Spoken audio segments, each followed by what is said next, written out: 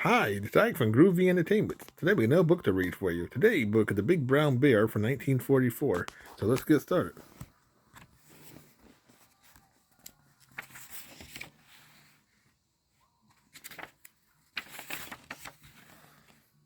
Once there was a big brown bear who lived with his wife inside a cave.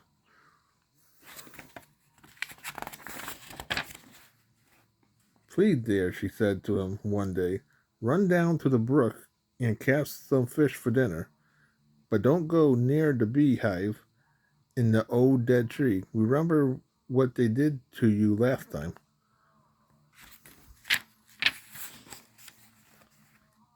And the bear wife lit the fire and took down her frying pans. Meanwhile, the big brown bear walked slowly down the path toward the brook. Of course, he had not any intention of even looking at the hive.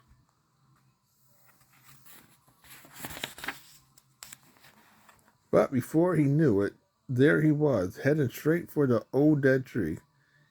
He sniffed the good smell of honey, and it made him walk faster and faster. He walked, the better it smelled. As soon as he reached the tree, he pushed his paw into the hive and grabbed a piece of honeycomb inside. The busy bees were making wax and honey.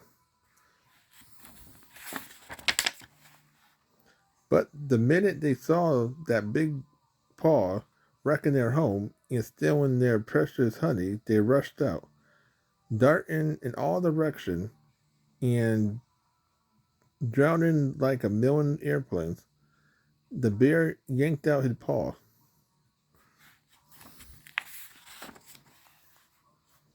Then he let out a big roar and he ran away so fast that he left the bee far behind. But at last he caught his foot in the root of a tree and tumbled over and over and rolled down a hill into a thorn bush.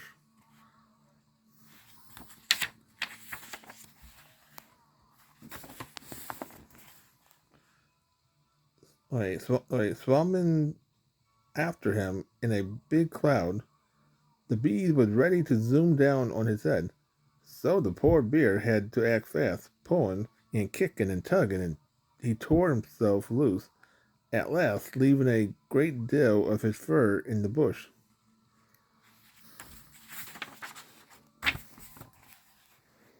He ran toward the brook, jumped into the water, and hid there with only his nose showing. The water was very chilly, but he didn't dare to move, even when a water snake came and tickled his feet.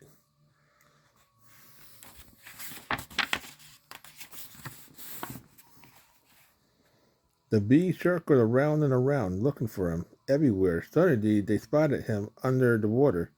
Like a big brown rock, they swooped down and landed smack on his nose. Ouch, he yelled. Ouch, ouch.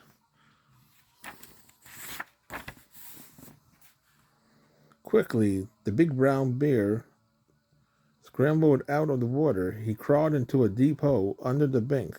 He sat in the dark, all wet and shivering, with his nose getting bigger and bigger.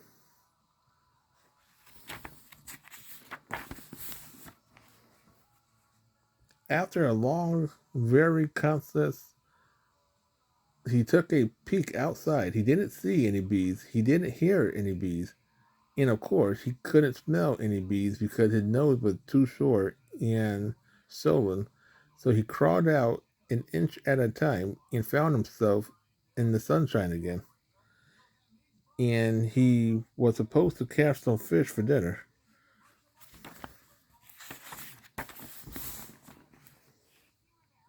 So he kneeled on a rock and looked into the water and saw a big trout. She kept very still, but the bear saw her and caught her with one flip of his paw. It made him feel much better. The trout looked even bigger out of the water, and the bear was so pleased he couldn't wait to show her to his wife.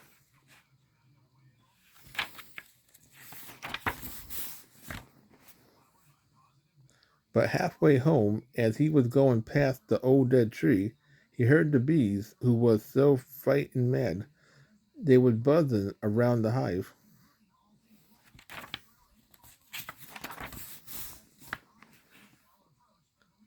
The brown bear crouched down and creeped through the tall grass, trying to make himself invisible. When he was far from the tree, he straightened up and raced back to his cave, looking over his shoulder from time to time. He was so happy to be home that he gave his wife a great big bear hug and kissed her on both ears.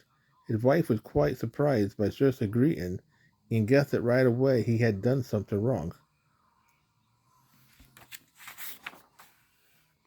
And as soon as she saw his nose, she knew what he had done. "Oh dear," she cried, "why did you go near those bees?" The brown bear had nothing to say for himself except to promise that he would never, never go anywhere near the old dead tree again. His wife put a wet compress on his nose and cooked the trout and gave him the biggest piece.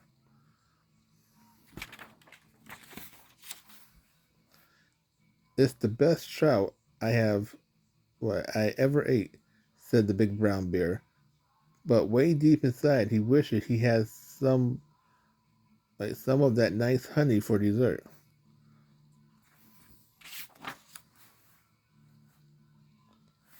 So that was the Big Brown Bear from 1944. So if you like, subscribe, share, and comment, have a groovy day with another video coming out real soon.